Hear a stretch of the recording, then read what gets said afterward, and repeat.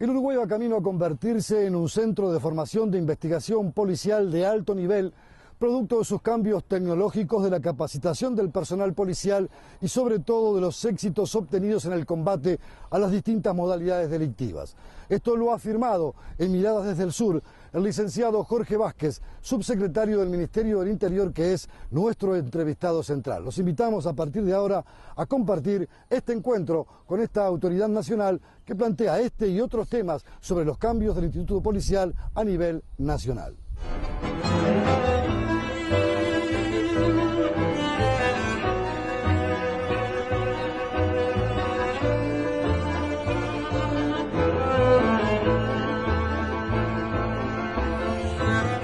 Amigos, estamos conversando con el subsecretario del Ministerio del Interior, el licenciado Jorge Vázquez. Gracias por recibirnos. Esa es mi primera pregunta. ¿Cómo es esta experiencia de incorporar, de capacitar y preparar a quienes operan estos nuevos sistemas? ¿Y cómo se lleva todo eso a una integralidad de funcionamiento que le dé resultados que son el objetivo final que se persigue, que es bajar esos niveles delictivos? Bueno, primero debemos definir de que la función del Ministerio del Interior y de la Policía es darle garantía a todos los ciudadanos, enfrentar las distintas modalidades delictivas, que no son solamente el hurto y la rapiña o los homicidios, sino hay una gama de delitos o potenciales delitos o potenciales situaciones de inseguridad a las cuales el país puede estar expuesto o está expuesto o puede estar expuesto, y nosotros debemos trabajar en forma muy proactiva, o sea, tenemos que tratar de adelantarnos a los acontecimientos de manera tal de que la delincuencia no tenga la posibilidad de desarrollarse en una dimensión que después sea difícil controlar. Cuando asumimos en el Ministerio del Interior en el año 2010, bueno, había un reclamo importante por parte de la población en cuanto a mejorar las condiciones de seguridad. Y en ese sentido, casi que todo estaba dirigido a que teníamos que tener más policías en la calle. Ya había algunas experiencias anteriores de sacar los policías de las oficinas y mandarlos a la calle a patrullar, pero nosotros estábamos convencidos que solamente con eso no alcanzaba. Incluso cuando se hace un acuerdo interpartidario, antes de haber asumido, las medidas que se plantean ahí son mejorar la Guardia Republicana, darle jurisdicción nacional, incrementar el número de hombres en la Guardia Republicana, tener más policías en la calle, tener un mejor presupuesto, pero en realidad el plan de trabajo no avanza mucho más que eso. Nosotros estábamos convencidos que con eso solo no alcanzaba, que hay que tener más policías, pero hay que saber para qué los queremos tener a los policías hay que capacitarlos, hay que saber estar en el lugar correcto, en el lugar adecuado, con la tecnología adecuada, con los conocimientos adecuados y sabiendo claramente qué es lo que uno está buscando. En ese sentido, bueno, cumplimos varias etapas. Una primera etapa fue facilitar el ingreso de personal al Instituto Policial, mejorar la capacitación de los policías, mejorar el salario. No podemos tener buenos policías mal pagos. Históricamente el policía estaba muy mal pago, entonces uno no puede pedir grandes cosas cuando la gente no puede cubrir sus necesidades básicas. De hecho, para la policía era mucho más importante realizar el servicio 222, o sea, lo que hacen por fuera de su carga regular, su carga horaria regular, y casi que su actividad regular en la policía era como su segundo trabajo. Nosotros invertimos esto, lo más importante es el trabajo que hay que darle a la población general y en segunda instancia complementar su sueldo con el 222, y en eso establecimos un criterio de ir disminuyendo el número de horas de manera de que el policía dedicara más tiempo a su trabajo regular en el Ministerio del Interior y además tuviera más tiempo para descansar. Usted cita algunos aspectos importantes: se mejora el salario, mejora la calidad de vida, la prestación del servicio, pero la capacitación es un factor clave. El policía común, cotidiano, el que está en las calles o en la comisaría, tal vez pasaba prácticamente gran parte de su actividad profesional sin recibir una capacitación que lo adecuara a las necesidades que exige la vida cotidiana. ¿Cómo han caminado en ese terreno para después incorporar todo este aspecto de la tecnología que ha sido clave para un cambio radical en materia de seguridad? Sí. Todo esto hay que enfocarlo en términos de sistema, ¿no? Y el desarrollo, lo que nosotros llamamos desarrollo desigual y combinado, o sea, no podemos hacer todas las cosas simultáneamente, tenemos que ir buscando áreas de desarrollo, mejorar la parte de capacitación, buscar la respuesta integral de la policía y la interacción de las distintas unidades. Era muy tradicional en este ministerio que cada unidad tenía su forma particular de trabajar, muchas veces no se compartía información, había falta de recursos importantes, bueno, todo eso hubo que trabajar. Pero no solamente con dar más capacitación, más tecnología y mejorar los salarios, sino hay que mejorar otras cosas también que tienen que ver con la salud del policía. Y hemos hecho una inversión muy importante en todo lo que tiene que ver con sanidad policial. Hoy en día el hospital policial es uno de los mejores hospitales del país, sin duda. En algunos aspectos es uno de los mejores hospitales de América Latina y debe de ser así porque nosotros tenemos que exigirle al policía a tener una respuesta rápida y eficiente, pero tenemos que cuidarle su salud y la eventualidad de que pueda tener un inconveniente, pueda estar herido. Para aquellos que no saben, además el hospital policial atiende al policía y a la familia. Y atiende al policía y a la familia en todo el territorio nacional. Todo el territorio nacional. Hacemos convenios en el interior para algunas prestaciones, pero lo fuerte es el hospital. Eso tiene un peso muy fuerte en el presupuesto de la policía, porque pasa de repente con el hospital militar en otra órbita, donde a veces una enorme importante parte del presupuesto va destinado a eso y puede quitar recursos para otro tipo de actividades. Porque incluso se ha llegado a debatir si no es necesario meterlos dentro del sistema de ACE, tanto al hospital policial como al militar. ¿Cómo lo ve usted? Sí, nosotros lo hemos encarado el tema del hospital con una visión más integral, ¿no? Cuando nosotros decidimos invertir en el hospital para mejorar tecnología, por ejemplo, tenemos la mejor sala de videocirugía de toda América Latina. Muy bien. ¿Quién más se puede beneficiar de eso? Los usuarios de ACE. Perfecto, hacemos un convenio con ACE y aquellos pacientes que ACE no los puede atender porque no tienen la tecnología adecuada, el hospital policial puede brindarle el apoyo necesario. En la venta de servicios también recupera recursos. Recuperamos recursos, intercambiamos y eso mejora globalmente no solamente la asistencia del policía y su familia, sino del resto de la población. Uno tiene que medir muy bien las inversiones. Las inversiones no pueden tener capacidad ociosa. Por ejemplo, compramos el mejor microscopio para neurocirugía que hay en el país y probablemente en la región, pero lo hicimos con la condición de que aquellas cirugías complejas, la neurocirugía compleja que se hace en el país y requiere este tipo de microscopio, se hace en el hospital policial. Entonces, de alguna manera invertimos, pero nos beneficiamos todos, ¿no? Eso significa que los recursos que vienen de la comunidad se invierten de la mejor manera posible. Sirven no solamente para el policía, sino también para el resto de la comunidad. Usted me hablaba de sistemas. Hablemos ahora del sistema operativo de trabajo. El mundo delictivo es muy amplio.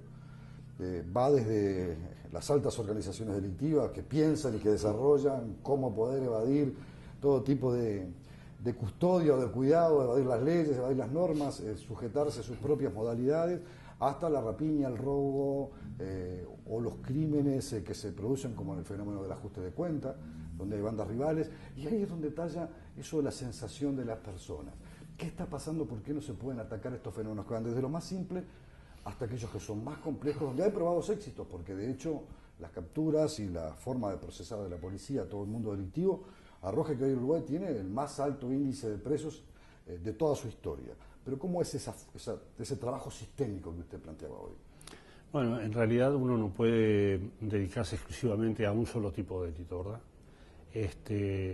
Incluso el delito que percibe la sociedad y que la socava más y que la hace sentir más insegura, quizás no sea el delito que tengamos que atacar con mayor fortaleza. A ver, sí, quiero tratar de ser claro.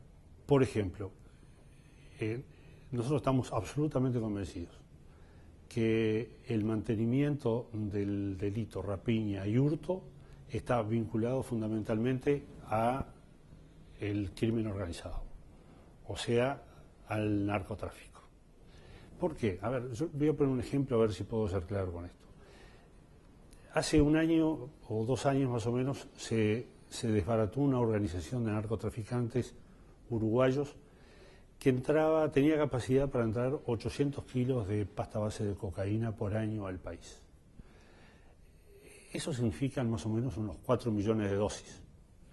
4 millones de dosis de pasta base de cocaína puestos en el mercado a $2 por dosis significan que esa organización recibía aproximadamente unos 8 millones de dólares por año por la venta de pasta base de cocaína en el mercado.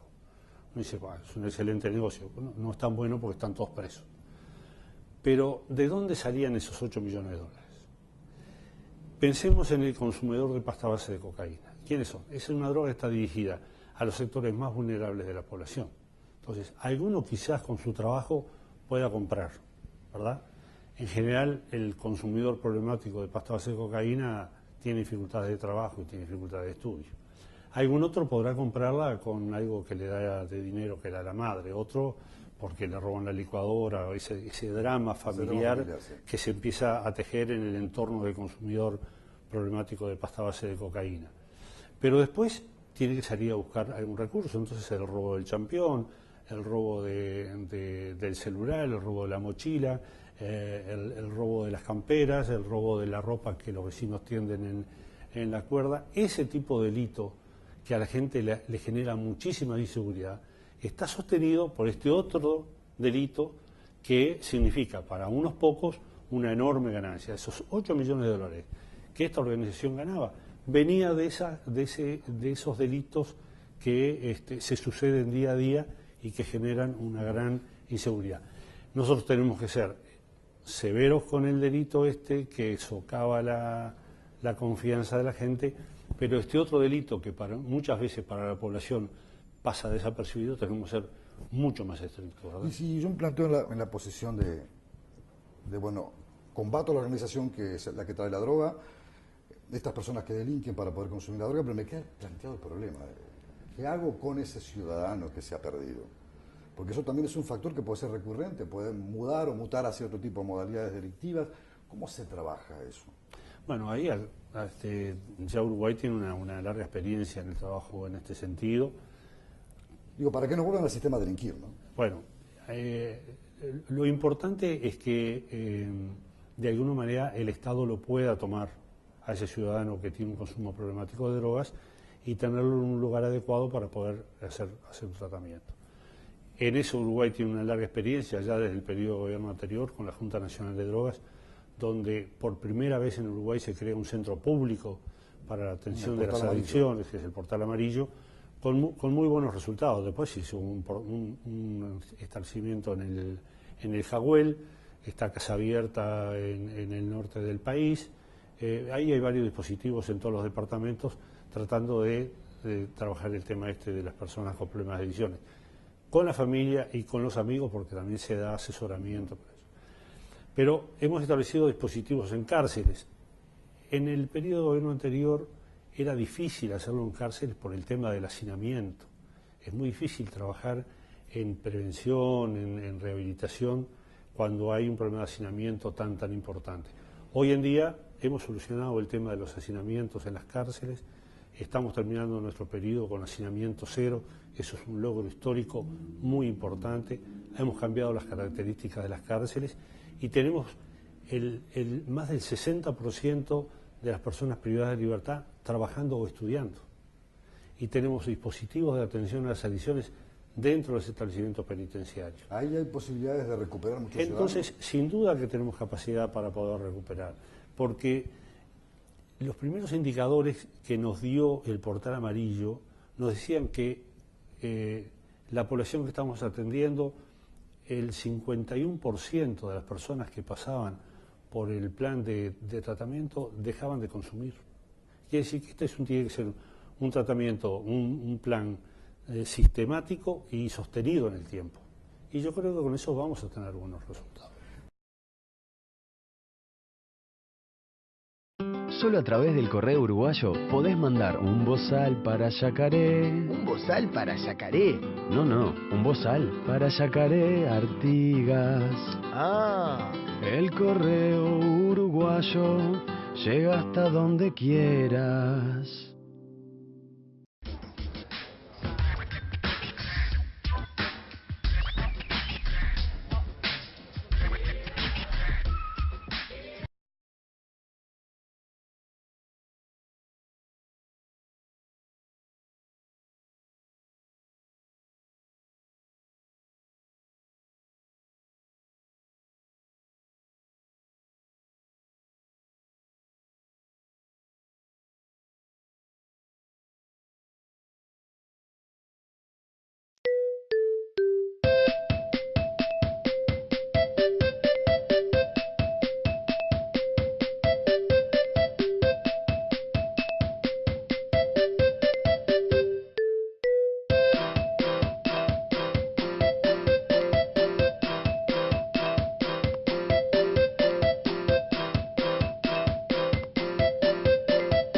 solo 4 días de vacaciones. Fines de semana. Tenés todo un país para disfrutarlos. Uruguay Natural, Ministerio de Turismo y Deporte. La ley en tu lenguaje. Es importante que sepas que el trabajo rural está regulado por ley. Las horas de trabajo son 8 y deben respetarse, al igual que los horarios de descanso. Si la jornada supera esas horas, tenés derecho a cobrar horas extras. Conoce más sobre esta ley en impo.com.uy/trabajo rural. Importa que lo sepas. IMPO, Centro de Información Oficial. El licenciado Jorge Vázquez afirmó también que hoy vulnerar la seguridad del sistema carcelario uruguayo es prácticamente una tarea imposible. Ha habido una lucha denodada y éxitos muy concretos en terminar con el hacinamiento en el sistema carcelario, la rehabilitación de los presos y sobre todo evitar que una vez que salgan de cumplir sus penas vuelvan a reincidir en la actividad delictiva. Este es uno de los logros importantes obtenidos en esta administración de gobierno y son resaltados en estos conceptos por el actual subsecretario del Ministerio del Interior. Tienen que combatir a organizaciones delictivas de altísimo poder económico, a verdaderos cárteles, organizaciones que están fuera y dentro del país y que por su poderío económico y por su capacidad de acción incluso pueden llegar a corromper personas, instituciones.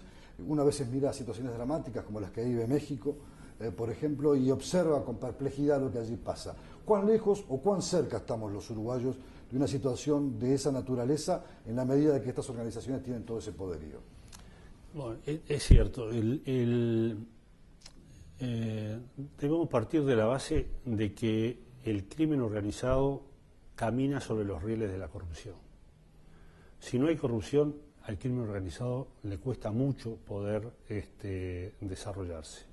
Este crimen organizado, bueno, por supuesto, no tiene leyes, tiene sus leyes propias, no reconoce fronteras, siempre está buscando cuáles son las vulnerabilidades que tienen los países para poderse meter a operar en algún lugar. Por lo cual, para nosotros, la cooperación internacional y la interacción con ministerios de Interior, Ministerio de Justicia y policías de otros países de todo el mundo es muy importante y lo estamos haciendo ya desde hace mucho tiempo. Tenemos muy buenas relaciones con policías de distintos países del mundo. En realidad nos va muy bien y el Uruguay está muy bien prestigiado. Yo debo decir que otros países han tenido muy buenos éxitos en el combate a organizaciones de este tipo con información que ha surgido acá desde Uruguay. Uruguay está muy bien conceptualizado, estamos trabajando muy bien. Y bueno, y esto se trabaja primero con un compromiso serio de combatir la corrupción, ¿verdad? Por ejemplo, una de las medidas que nosotros hemos impulsado es que todos los funcionarios policiales deben hacer una declaración jurada de bienes. Todos. Antes era hasta determinada jerarquía, pero ahora todo, hasta el último policía tiene que hacer una declaración jurada. ¿Por qué? Porque si mañana uno ve que alguien tiene un poder adquisitivo o tiene un nivel de vida que no corresponde con lo que son sus ingresos, uno puede investigar, detectar que algo está pasando, ¿verdad? Y una clara señal, con la corrupción vamos a ser inflexibles con la corrupción. Eso todos los policías lo tienen claro y en eso estamos trabajando muy fuerte y vamos a seguir trabajando muy fuerte. ¿Has sentido que en algún momento la policía ha estado, voy a utilizar un término que se puede entender fácilmente, haya estado infiltrada dentro de la organización policial como para tratar de facilitar el acceso, para tener información de primera mano, para saber cómo de alguna manera se pueden evitar controles o se pueden evitar que haya pérdidas de lo que es la vida delictiva de esas organizaciones? ¿Lo han percibido? ¿Lo han tenido? Sí, la otra estrategia que utiliza el crimen organizado es infiltrar organizaciones, ¿verdad? Lo han hecho en otros países, sí. Al más alto nivel. Si pueden infiltrar a nivel político, infiltran a nivel político. Si pueden infiltrar a nivel policial, a nivel judicial. Donde ellos puedan infiltrarse, se van a infiltrar. Ese es un elemento que uno tiene que tener en cuenta y buscar la manera de ser lo suficientemente hábil para tratar de detectar dónde uno puede tener la vulnerabilidad. Yo digo, a nivel internacional, el mundo es tan seguro como el país más vulnerable. Porque ese país más vulnerable es el que va a ser utilizado como base de operaciones por las organizaciones internacionales para poder incidir sobre los otros países. Eso se ha comprendido, es un concepto que se ha entendido en los últimos años y todos los países están muy dispuestos a cooperar unos con otros. Unos tienen más éxito, otros tienen menos éxitos. Cuando uno va por algún país que tiene algunos problemas importantes y pregunta, bueno, ¿y ustedes cómo llegaron a esta situación?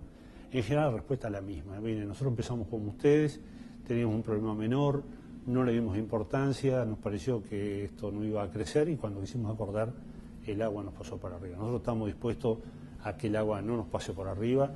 Esto se trabaja con mucha inteligencia, con mucho compromiso político y con mucho compromiso personal y compromiso institucional. Usted me dice compromiso político, que es entendible desde las cúpulas.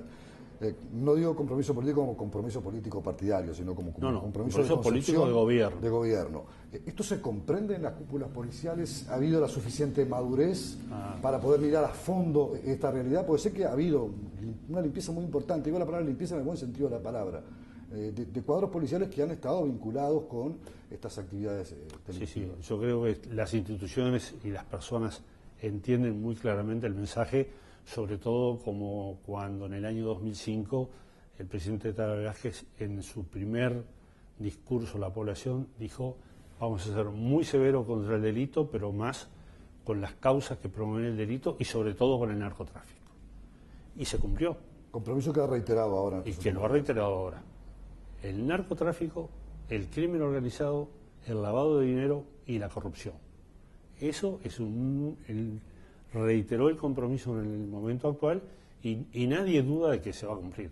¿Por qué? Porque ya hay experiencias de gobiernos anteriores donde se cumplió. La cantidad de organizaciones internacionales y nacionales que se desbarataron en este país han sido muy importantes. Hoy en día en las cárceles tenemos narcotraficantes colombianos, brasileños, serbios, italianos, portugueses, españoles. ¿No constituyen un poder dentro de las cárceles? ¿No siguen funcionando ¿cómo y no? operando? Que les puede generar también una ruptura del sistema, que les pueden complicar mucho más la realidad. Eso nos generó un enorme problema. La relación entre el narcotraficante internacional con el conocimiento que tiene y el delincuente o narcotraficante local con las vinculaciones que tiene a nivel nacional nos generó un enorme problema. Se incorporó al país nuevas modalidades como por ejemplo el sicariato y el ajuste de cuentas, ¿verdad? Ahora, nosotros en este ajuste del sistema penitenciario separamos a los narcotraficantes del resto de la población carcelaria para evitar justamente ese tipo de problemas. Es más, las organizaciones internacionales no entienden cómo puede ser que en el Uruguay no haya policías para corromper, jueces para corromper, políticos para corromper, ministros para corromper. Nosotros tenemos narcotraficantes internacionales de preso hace muchos años presos, cosa que en otros países no pasa. No lo digo en tren de crítica de otros países, lo digo como una fortaleza que el Uruguay tiene. La fortaleza del Uruguay tiene es que en ese sentido somos inflexibles con el crimen organizado y somos inflexibles con la corrupción. Usted sabe que estos señores con mucho poderío, casi como señores feudales, muchas veces son rescatados de las cárceles por métodos violentos. No hemos tenido por ahora ese tipo de instancias en Uruguay. Sí, no lo hemos tenido y nunca vamos a saber si no lo hemos tenido porque no lo han querido hacer o porque no lo han podido hacer. Porque cuando yo le decía hoy debemos adelantarnos a los acontecimientos, nosotros tomamos una serie de medidas que en general la población no las ve o no las entiende, no tiene por qué saberlas, que son tendientes a evitar ese tipo de cosas. Por ejemplo, hacer un rescate en una cárcel en Uruguay no es fácil. Hoy en día no es fácil.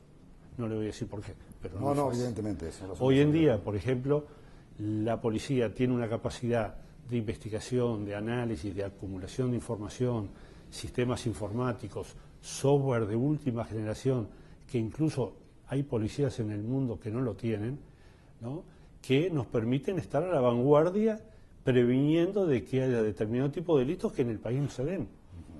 Por ejemplo, yo estuve en Estados Unidos, en determinados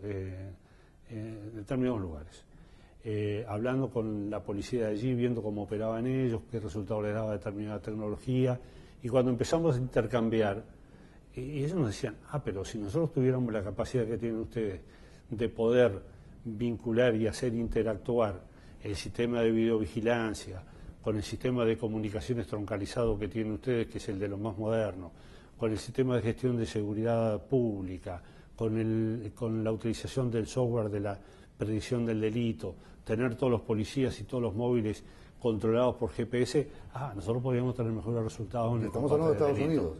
Y lo dicen los Estados Unidos. Cuando uno dice, bueno, ahí tienen la mejor tecnología, es cierto, tienen la mejor tecnología, tienen la mejor capacitación. Nosotros estamos mandando policías a capacitarse ahí.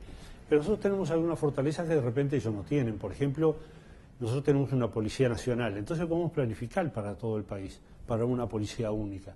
Ellos tienen más de una policía, están policías locales, están policías federales, por distritos. Entonces ahí ellos tienen sus dificultades que están tratando de buscar algún tipo de solución. Nosotros hemos hecho una inversión muy importante en policía técnica. Hoy en día nuestra policía científica está al mismo nivel que cualquier policía del mundo. Y el resultado es plausible.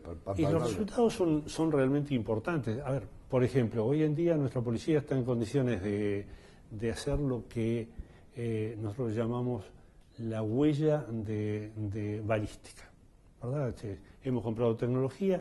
Hoy en día la policía en la escena del hecho captura una cápsula o captura una punta de bala y es capaz de llevarla, escanearla y decir, bueno, este proyectil fue utilizado en tal lugar, en tal lugar, en tal lugar. Quizás no sepamos del arma que proviene, pero el día que aparezca el arma, vamos a saber que el que tiene esa arma participó en tales y cuales delitos. Y si no participó, sabe quién participó. O sea, estamos tejiendo una red de inteligencia y de información, que eso es lo que la población no ve, pero es lo que asegura que el país de futuro va a seguir manteniendo muy buenas condiciones de seguridad. Quiero pasar a otro tema que es importante. Muchas veces se habla y se ve y se difunde, a veces con un criterio muy discutible, las llamadas zonas rojas de Montevideo o de algunas ciudades importantes del país.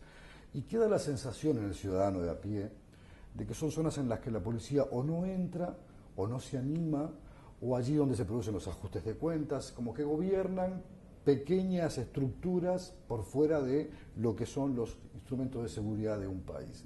Cuando usted escucha ese tipo de planteos, ¿cómo le responde? Bueno, esa puede ser la percepción de la gente, sobre todo los que viven en esas zonas.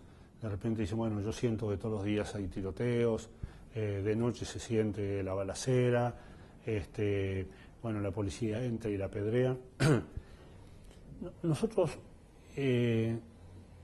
queremos dejar sentado, y lo hemos dicho muchísimas veces, sobre todo dirigido a los delincuentes, es que la policía entra absolutamente a todos los lugares. Y yo lo he dicho personalmente, si tenemos que entrar con un patrullero, vamos con un patrullero, si tenemos que ir con 10, vamos a ir con 10. Si tenemos que ir con blindados, vamos con blindados, porque hoy en día la policía tiene los elementos tecnológicos para poderlo hacer. Nosotros hemos incorporado a la Guardia Republicana vehículos blindados, que los fuimos a ver a las favelas de Brasil, cómo entraban a combatir el narcotráfico en las favelas. Y compramos 3 vehículos blindados, ¿verdad? Con la última tecnología. Y hoy en día esos vehículos pueden entrar a cualquier lugar. El primer procedimiento que se hizo con esos vehículos fue contra una organización de narcotraficantes en el interior del país que tenían drogas en un establecimiento rural. Con los patrulleros que habitualmente tenía la policía, era prácticamente imposible entrar allí. Cuando la operación estaba a punto y se decidió entrar, se entró con el blindado. Se llevaron por delante alambrado, todo lo que hubiera, hasta que llegaron. Quiere decir que para nosotros el concepto de zona roja no existe. La policía entra donde tiene que entrar. La primera señal que nosotros dimos fueron los famosos operativos de saturación, que fueron muy criticados. Esa fue una fuerte señal para decir, miren que nosotros entramos, y entramos porque los vecinos nos pidieron que entráramos. Los vecinos decían, acá tenemos problemas, acá tenemos un problema de tráfico de drogas, hay bocas de venta de pasta base, hay tiroteos, tenemos dificultades, no podemos salir a trabajar, tenemos un enorme lío. Muy bien, le dimos cuenta a la justicia nos dio autorización para hacer órdenes de allanamiento en aquellos lugares donde supuestamente había ventas porque hay que recordar de eso, drogas. que no es que la policía quiera entrar per se, sino que tiene que solicitar autorización muchas veces para operar. Hay que pedir una autorización a la justicia para operar. Con esas órdenes de allanamiento se fue. Si hubiera sido cualquier lugar que no fueran esos lugares donde se fueron, probablemente se hubiera ido con 2 o 3 patrulleros, o un patrullero y un grupo de la Guardia Republicana, y se hubiera hecho el allanamiento como tantos allanamientos que se hacen todos los días en el país.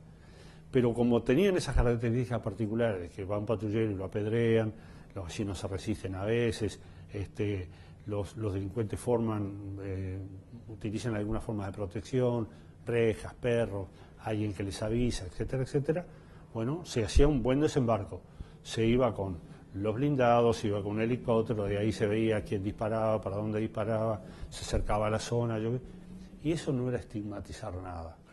Eso era recuperar la presencia que el Estado tiene que tener en todo el territorio nacional.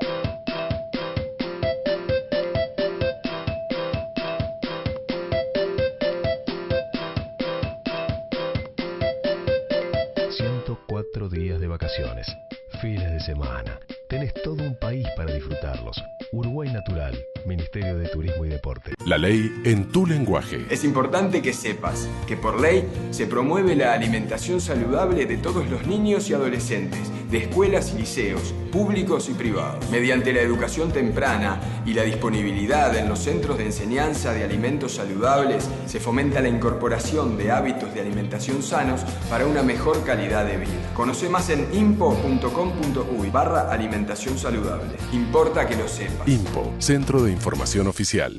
Solo a través del correo uruguayo podés mandar un bozal para Yacaré. ¿Un bozal para Yacaré? No, un bozal para Yacaré Artigas. Ah. El correo uruguayo llega hasta donde quieras.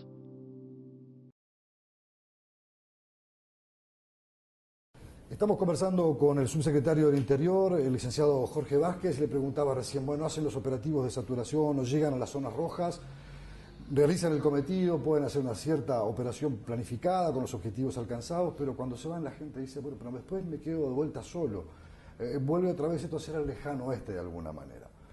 ¿Cómo se hace para evitar esa sensación de cierta indefección que puede sentir el ciudadano una vez que la policía se retira, ¿verdad? No, yo digo, eso sucede en esas zonas porque, de hecho, cuando hay una ausencia del Estado, hay alguien que ocupa ese lugar. Y en general lo ocupa la delincuencia o los narcotraficantes, que además se preocupan de hostigar a los vecinos para que los vecinos se vayan.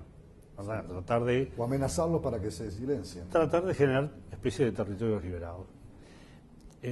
Nosotros, en primera instancia, fue lo que pudimos hacer. En segunda instancia, empezamos a dejar destacamentos en esos lugares. Pero no alcanza solamente con la presencia de la policía. La presencia del Estado no es la presencia de la policía. Hay que entender la seguridad como un problema global. Al ciudadano hay que darle seguridad, hay que generar un entorno seguro. El entorno seguro significa que el vecino pueda entrar salir a tomar el ómnibus, pueda entrar cuando viene de trabajar, pueda ir al almacén, ir a la carnicería, tener un centro de esparcimiento, y ahí surgió el programa 7 Zonas. Trabajando con otros organismos del Estado, con las intendencias, con los gobiernos locales, bueno, hemos generado plazas públicas, hemos generado actividades como por ejemplo Pelota al Medio de la Esperanza. Esto arrancó con un primer proyecto que se llamó Probá Jugar, que nosotros en realidad se lo copiamos a Brasil, porque en Brasil nos decían, ¿cuál es el problema que nosotros tenemos en los barrios? Es que los jóvenes trabajan o estudian, o no trabajan ni estudian, pero hay una hora en que todos se concentran porque no tienen nada que hacer, que es la tardecita. Entonces, ¿por qué no le generamos actividades para la tardecita? Y ahí fue cuando empezamos con la recuperación de las plazas públicas. Llevamos algunas actividades deportivas, hicimos un convenio con el Ministerio de Turismo y Deporte, con la Intendencia de Montevideo, entonces generábamos en esos lugares espacios recreativos, coincidió con el Mundial de Fútbol, entonces poníamos una pantalla gigante y los vecinos iban a ir. Los espacios los tienen que ocupar los vecinos. Si no lo ocupan los vecinos, lo ocupa la delincuencia, ¿verdad? El paso siguiente fue el Pelota al Medio de la Esperanza, donde empezamos a generar con estudiantes de los liceos, de la UTO, etcétera, actividades competitivas de deporte, tanto para mujeres como para varones, apostando más que nada a la convivencia, más que al espíritu competitivo y de quién. Tanto es así que ahora terminó un campeonato y no se daba premio al que había ganado más partidos, que sí se le daba, sino se le daba también a aquellos que más habían apostado a la convivencia. Fue una experiencia realmente excelente que hay que seguirla reproduciendo. Pero en distintos barrios, tanto en Canelones como en Montevideo, hemos instalado plazas públicas, se ha mejorado la iluminación, se han recuperado espacios, se han hecho centros cívicos. Esa intervención urbana donde el vecino empieza a apropiarse del espacio y donde la delincuencia no tiene espacio para poderse desarrollar. El primer ejemplo claro fue la Plaza Liber Sereñe, que era un lugar donde la gente prácticamente no se animaba a pasar, y uno va ahora de tardecita y ve que eso está lleno de niños, de mujeres, de gente mayor que lo utiliza como un espacio de esparcimiento. Es decir, que hay una presencia en esa conjunta. línea vamos a seguir. Esto fue una experiencia que le realizamos casi ahora a la finalización de este periodo de gobierno, con los recursos que pudimos juntar de un lado u otro, pero ya en este próximo gobierno tenemos que presupuestar una actividad de este tipo, pero que se extienda a todo el país. Las intervenciones urbanas son muy importantes, las intervenciones culturales son importantes, las intervenciones de la policía comunitaria son muy importantes, el desarrollo de los espacios educativos son muy importantes, los espacios que hace el MEC en cuanto a generar lugares donde la gente va a aprender computación, tiene bibliotecas y todo ese tipo de cosas, es lo que resta espacio para la delincuencia y abre espacio para la ciudadanía. Cuando le dice la oposición, no están reprimiendo como deben, no están siendo efectivos como deben, o desde otras partes de sectores de izquierda más radicales le dicen no al aparato represivo del Estado, parece casi una contradicción, pero son dos fenómenos que están presentes de manera continua. Y usted me dice que hacen todo este tipo de tareas que se ven, que son visibles. ¿Cómo se sienten ese entrecruce de cosas cuando le dicen que no hay una acción real para combatir a la delincuencia? Mira, hace cosa de un año yo tuve oportunidad de viajar y participar en un evento sobre seguridad ciudadana, y en ese evento participaban estudiantes de oficiales de policía que se forman a nivel universitario. Y me hicieron una pregunta parecida. Y yo le dije, nosotros en el Río de la Plata tenemos un dicho que dice que no hay que cobrar al grito, ¿no? Y en esto, ahora que los uruguayos entienden qué es esto, acá no hay que cobrar el grito. Hay que tener un plan de trabajo, hay que tener un programa concreto, hay que identificar bien, hay que hacer un buen diagnóstico. Si uno le erra el diagnóstico, el paciente se le muere. El paciente se le muere. Uno tiene que hacer un buen diagnóstico y todo el mundo dice, pero el Uruguay está cargado de diagnósticos. Sí, pero a veces diagnósticos mal hechos, diagnósticos que están impregnados a veces de campaña electoral. Ustedes hacen las cosas mal, nosotros lo vamos a hacer mejor. Bueno, si van a hacer las cosas mejor, denos sugerencias, nosotros estamos abiertos a aceptar sugerencias. El tema de la seguridad pública es un tema complejo, no tiene soluciones mágicas. No se puede cobrar al grito, no se puede salir un día a reprimir y otro día a repartir galletitas, no se puede hacer eso. Uno tiene que ser bueno en la prevención del delito, eso se hace con mucha inteligencia, ¿no? Con mucha inteligencia. Hay que capacitar mucho a la policía, hay que poner a la policía a trabajar al lado del ciudadano. El ciudadano tiene que aceptar al policía como uno más, no como el policía represor, sino el policía que lo va a ayudar. Nosotros estamos cambiando el concepto de orden público por un concepto de ejercer derechos. El policía, más que mantener el orden público, que sí lo tiene que hacer, tiene que permitir que el ciudadano ejerza sus derechos con total libertad. Ayer decía... Somos generadores de seguridad. La seguridad no se improvisa. La seguridad es un producto. Uno va generando ambientes seguros, capacitando más a la policía, teniendo más tecnología, teniendo más conocimiento, más información, reprimiendo el delito, encarcelando a aquel, buscando recuperar a las personas que están privadas de libertad. Las personas que están privadas de libertad algún día van a salir. Entonces lo que tenemos que tratar de que cuando salgan se reintegren a la sociedad. Y para eso la sociedad tiene que trabajar con las personas privadas de libertad. Nosotros empezamos este periodo de gobierno con una reincidencia que estaba en el orden del 65%. Ahora nuestras cifras nos dicen que estamos en el orden del 52%. Antes de 10 había casi 7 que volvían a delinquir. Hoy de 10 hay casi 5. Estamos mejor. Pero, por ejemplo, cuando agarramos experiencias concretas, que es la población, por ejemplo, que atiende el patronato, que son que están trabajando o están estudiando y se reintegran con un trabajo efectivo, esa gente reincide en un 6%. Quiere decir que ese es el camino, ¿verdad? No está todo perdido. ¿El fenómeno del CNR seguirá siendo una experiencia que fue buena y que no se transitó todo lo que se debió? Claro, el tema es que todas estas cosas llevan tiempo. Yo le decía, nosotros arrancamos con cárceles totalmente deterioradas. Hay que recordarse lo que eran las famosas latas, ¿no? Que era que fue censurado por todo el mundo. Era inhumano estar ahí con un hacinamiento brutal, con una incidencia de la droga y del alcohol realmente importante, a ver lo que son las cárceles hoy en día. Hoy en día, por ejemplo, los presos trabajan en la recuperación de cárceles, cosa que era imposible pensar hace 5 años atrás, ¿verdad? Más del 60% de los presos están trabajando, están estudiando. Hay grupos de personas privadas de libertad que han construido un centro de atención a la discapacidad para los hijos de los policías. Eso habla de un cambio de valores, y nosotros no podemos cambiar sociedad si no cambiamos valores. No podemos recuperar gente si no cambiamos valores. Y uno de los valores más importantes es la solidaridad y el trabajo. Entonces, sobre los pilares de la solidaridad y del trabajo, nosotros pensamos que vamos a recuperar. Y cuando decimos solidaridad, no es solamente la solidaridad de la persona que está privada de libertad en trabajar en algo del cual otro se va a beneficiar, sino también la sociedad ser solidaria y darle la oportunidad de trabajo a aquella persona que sale en libertad. Porque si le cerramos la puerta va a volver a delinquir. Exactamente. Va a volver a delinquir. Usted me decía, tiene un universo complejo. Por ejemplo, el lavado de activos, ahora la violencia en el deporte.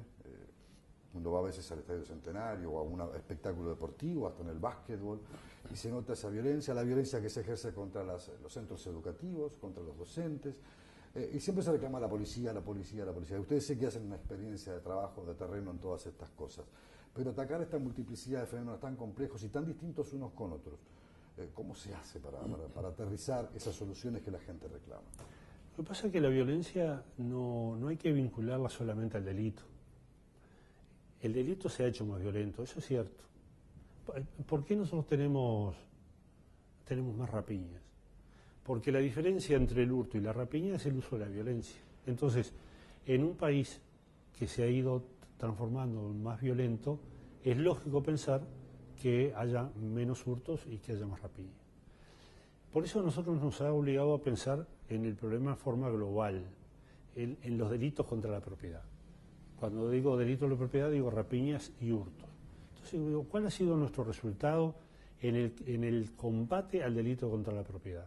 Porque todo el mundo dice, aumentaron las rapiñas. Todo el mundo habla de números, pero no se habla del comportamiento del delito. Y esto yo le estoy diciendo es comportamiento del delito. Nosotros tenemos menos delitos contra la propiedad que cuando empezamos nuestro periodo de gobierno. Tenemos más rapiñas, pero como tenemos muchos menos hurtos, la cantidad de delitos contra la propiedad bajaron. Pero ¿qué pasa? Como los hurtos con mucha facilidad se transforman en rapiña, alcanza con que tiren a alguien al piso, haya una manifestación de violencia, arrastren a alguien, porque además en este cambio de la característica del delito hace que el delincuente tenga que operar más rápido, porque la policía es mucho más eficiente. Nosotros le hemos puesto a la policía, primero le pusimos un plazo de 10 minutos para responder frente a un evento de este tipo. La policía empezó a llegar en 7 minutos. Hoy en día la policía está llegando en 3 minutos. Quiere decir que los delincuentes hoy en día saben que en 3 minutos tienen el patrullero ahí. Entonces, no andan con mucha vuelta, bueno, a ver, deme la plata. No, dame la plata y te doy, o te pego un tiro. Y a veces atacan primero y después roban. Sí, es así, y con mucha violencia, porque tienen que asustar, porque tienen que ser rápidos, ¿verdad? Y así todo, la policía casi que lo está agarrando en forma inmediata. La policía está siendo mucho más eficiente, se puede medir simplemente por el número de personas que están privadas de libertad. Empezamos con 4.000, hoy en día tenemos cerca de 10.000 personas privadas de libertad. Pero nosotros no nos tenemos que conformar con eso. Nuestro objetivo tiene que ser que tenemos menos personas presas, pero tenemos que tener menos delincuentes. Y cuando decimos tenemos que tener menos delincuentes, ahí tiene que haber una acción conjunta de la sociedad, de tal manera de que la persona no tenga la delincuencia como una forma de vida, como una alternativa de vida, ¿verdad? Y nosotros venimos de periodos muy difíciles de la sociedad. Mucho consumismo, se generó en nuestra sociedad un espíritu, una idea del consumo ya, el de necesidad de consumir, que no fue acompañado por la capacidad adquisitiva de las personas. Algunos sí lo pudieron hacer, otros no lo pudieron hacer. Esa gran diferencia, esa inequidad, lleva a que haya un aumento del delito. ¿Y ese parámetro falso del éxito rápido o el fracaso inmediato? Que es lo que de alguna manera vertebra eso. Si no tengo todo esto ya ahora, me lo tengo que procurar para no ser un fracasado o un perdedor. Es así. Y ese es el concepto que los delincuentes usan. ¿Salen a ganar o salen a perder? Y buscan respeto, dicen. Bueno, curioso, sí, ¿no? sí, hay que marcar presencia, hay que hacerse respetar. El respeto debe ser violento. Porque si uno no se hace respetar, entonces esto se demora mucho y viene la policía y me agarra y soy un perdedor. Yo no quiero ser un perdedor. El concepto actual de la policía en el mundo no es decirle a los delincuentes, mire que si lo agarramos, usted va a estar 10 años preso. Porque el delincuente parte de la base de que no lo van a agarrar. Porque si no, no delinque. Hoy en día el paradigma es decirle al delincuente, mire que lo vamos a agarrar. Esté convencido que lo vamos a agarrar. Y nosotros cuando le decimos, mejoramos la parte informática, tenemos más policías, tenemos más patrulleros, tenemos más motos, tenemos más tecnología, tenemos más información, estamos mejor preparados, hemos invertido 5 años en tener una muy buena capacitación policial. Nos respaldamos con la Universidad de Londres, con la Universidad de Cambridge, con la Universidad de Nueva York, con la Policía de Nueva York, con la Policía de Los Ángeles, con la Policía de Chile. Tenemos una muy buena capacitación. Eso nos permite decir que vamos a tener muy buenos resultados. Decirle al delincuente, mire que lo vamos a agarrar. Si él está convencido que lo vamos a agarrar, él no va a delinquir.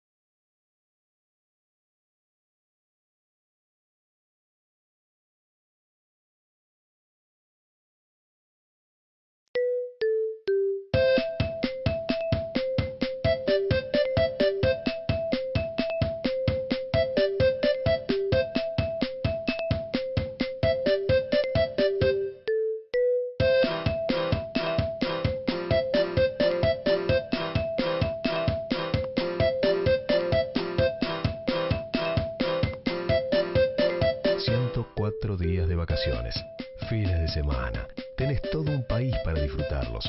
Uruguay Natural, Ministerio de Turismo y Deporte. Solo a través del correo uruguayo podés mandar un bozal para Yacaré. ¿Un bozal para Yacaré? No, un bozal para Yacaré Artigas. Ah. El correo uruguayo llega hasta donde quieras. La ley en tu lenguaje. Es importante que sepas que la explotación sexual comercial de niñas, niños y adolescentes en la actividad turística es una problemática que vulnera gravemente los derechos humanos. Por decreto, los prestadores de servicios turísticos tienen la obligación de realizar acciones que promuevan su erradicación, entre otras, difundir los derechos de los menores, implementar medidas de prevención y denunciar su explotación sexual ante las autoridades. Conoce más en impo.com.uy/violencia sexual. Importa que lo sepas. INPO, Centro de Información Oficial. Jorge Vázquez también habló sobre las nuevas modalidades de trabajo con el Poder Judicial. Es la policía un instrumento que trabaja como asesor directo del sistema judicial uruguayo. Ha encontrado mejoras y seguramente en los próximos meses y años las modificaciones al Código Penal introducido permitirán que el delito siga bajando, especialmente en aquellas modalidades que más preocupan a esa sensación colectiva que son los hurtos y las rapiñas. Esto es parte del trabajo que hasta ahora han venido materializando de manera conjunta el Poder Judicial y la policía a nivel nacional. Amigos, estamos conversando con el licenciado Jorge Vázquez, subsecretario del Ministerio del Interior. Le dejaba planteado ese importante apoyo como brazo armado de la justicia que es la policía. Las relaciones deben ser profundas, deben ser estrechas. Hoy usted puso algunos ejemplos donde la policía no puede actuar por sí misma, sino que debe solicitar autorización de la justicia para poder operar. Se anuncian modificaciones del Código Penal, han habido transformaciones, algunos piden endurecer más las penas. Ya se probó ese camino en el Uruguay y no dio el resultado esperado, pero siempre son fantasmas que están en el horizonte inmediato. ¿Cómo son las relaciones con el Poder Judicial? ¿Cómo se pueden profundizar y mejorar desde estas nuevas experiencias que ustedes tienen? Bueno, yo quiero hacer una aclaración. La policía es auxiliar de la justicia, sí. No es el brazo armado de la justicia, claro, porque nosotros desearíamos que el policía nunca sacara su arma. Y si la policía es buena, las oportunidades de sacar el arma van a ser siempre mucho menor, ¿verdad? A ver, le pongo un ejemplo. En el combate al narcotráfico, nuestra policía no ha tenido enfrentamientos importantes. La mayoría de las operaciones que se hacen contra organizaciones de narcotraficantes se hacen sin tirar un solo tiro. Operaciones de inteligencia. Operaciones de inteligencia, cuando está todo pronto, todo nuevo, cuando se cae, ni cuenta se dan. Ni cuenta se dan. O sea, no hay necesidad de disparar. Si hubiera necesidad de disparar, la policía hoy en día está muy preparada. Yo creo que una de las cosas que desde el punto de vista tecnológico ha sido bueno, por ejemplo, una de las críticas que nos decían era cuando empezamos este periodo los policías no tiran nunca, los policías viejas, tienen que comprar sus propias balas, tienen armas viejas. Nosotros empezamos comprando polígonos virtuales y los policías pueden hacer ejercicio sin utilizar el arma real, pero con un arma igual a la que usan en su vida diaria, con escenas reales que uno le va reproduciendo en el escenario del polígono virtual. Eso le permite al policía desarrollar habilidad, destreza, no tirar para cualquier lado, pegar donde tiene que pegar. Hemos incorporado polígonos reales y los policías de hoy en día hacen ejercicio de tiro. Hemos comprado armamento de última generación. Hoy en día estamos terminando de cambiar los revólveres por pistolas y hoy en día tienen las mejores pistolas que hay en el mundo, ¿verdad? Y hemos incorporado armas de mayor poder. Pero bueno, volviendo al tema, a lo que está importante, me decía que era la relación con justicia. La policía es auxiliar de la justicia. Y sobre todo, lo más importante que tiene la policía es la capacidad de investigar, ¿verdad? La policía no puede empezar a hacer ningún tipo de investigación si no tiene primero la autorización judicial. Para tener la autorización judicial hay que tener una presunción de delito previa y convencer al juez. En el futuro será el fiscal cuando cambien estas normas, pero convencer a la justicia en general de que probablemente acá haya un delito en curso. Y hay que empezar a investigar. La capacidad que tenga la policía de investigar y de obtener las pruebas es lo que le va a permitir al juez llegar a buenos resultados, detener personas, procesar personas y sobre todo respetar derechos. No es procesar por procesar, sino procesar a aquellas personas que realmente deben ser procesadas. La obtención de la prueba es una parte importantísima de todo este proceso judicial. Y para la obtención de la prueba y la custodia de la prueba, la policía se tiene que capacitar. No es una cosa fácil, sobre todo porque acá se está jugando de que una persona sea culpable o no sea culpable, de que un ciudadano vaya preso o no vaya preso, de que se haga justicia o no se haga justicia, de que las víctimas tengan la sensación de que la policía y la justicia en el Uruguay es eficiente o no es eficiente. Acá pasa por el lado de la credibilidad de las instituciones. Los ciudadanos, para ser buenos ciudadanos, tienen que tener buenas instituciones y tienen que creer en ellas. Si no creen en las instituciones, no hay buena ciudadanía. Hay que creer en el país. El país se traduce a través de las instituciones. Entonces, nosotros nos hemos preocupado mucho en la capacitación de la policía y en la tecnología de la policía para ser buen auxiliar de la justicia. Ahora estamos preparando a la policía para este cambio que se va a producir, en cuanto que ahora, por ejemplo, el dueño de la investigación es el juez. Esto va a cambiar, esto cambia por de las fiscalías, y nosotros estamos trabajando con los jueces y estamos trabajando con los fiscales en todos estos temas que son crimen organizado, lavado de dinero, narcotráfico, obtención de la prueba. De hecho, ahora estamos capacitando a muchos policías en el área de investigación.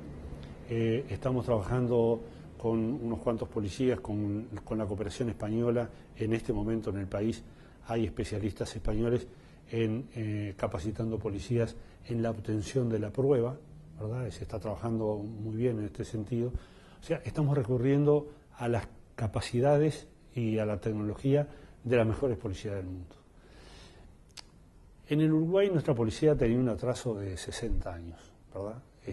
En su formación, en su concepción de cómo enfrentar el delito, en lo que era la parte de tecnología, armamento, equipamiento, etcétera, etcétera. Hoy en día tenemos las condiciones dadas para que la policía uruguaya sea un ejemplo a nivel regional y quizás a nivel del mundo. Y le voy a dar un dato que verifica esto, y es el hecho de que el Uruguay está siendo propuesto para ser el centro regional de capacitación de las policías de la región en todo lo que tiene que ver con la investigación de delito, un centro de primer nivel en investigación criminológica. Licenciado, ha sido realmente un verdadero placer, un gusto. Nos han quedado muchos temas para tratar, pero creíamos que esta primera mirada en profundidad sobre los cambios, sobre las transformaciones, eran importantes, son importantes. A veces se desconoce mucho a nivel público, uno se queda con un pequeño titular de una noticia, de repente el hecho más sangriento o más visceral de lo que se produce en la vida cotidiana de los pueblos. Por eso queríamos este encuentro.